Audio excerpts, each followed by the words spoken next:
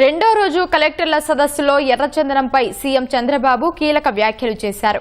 ఎర్రచందనంపై ఎన్నో ఆశలు పెట్టుకున్నామని, దాని విలువ లక్షల కోట్లు ఉందని భావించామన్నారు. అధికారులు దాన్ని నార్మలైజ్ చేసేశారని ఆక్షేపించారు. ఇకనైనా ఎర్రచందనం ద్వారా ఆదాయం వచ్చేలా ప్రత్యేక ప్రణాళిక రూపొందించాలని సూచించారు.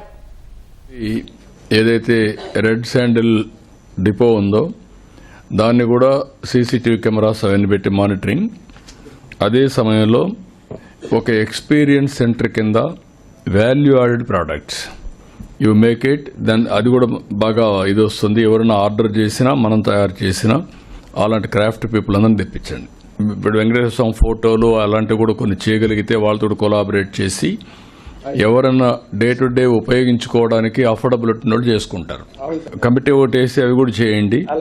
వాల్యూ అడిషన్ కింద ప్లస్ ఎక్స్పీరియన్స్ సెంటర్ కింద పెట్టండి. టూరిజానికి కూడా మనకు వస్తుంది. రెడ్ శాండ్వుడ్ అనేది ఒక యూనిక్ కాబట్టి దాన్ని మనం ఇది చేయాలి. నాకు చాలా ఆశలు ఉన్నాయి, మీరంతా దాన్ని అంతా ఇది చేసేసారు. I thought it is lakhs of crores. అలాంటి valuable property God has blessed us only in Tirumala.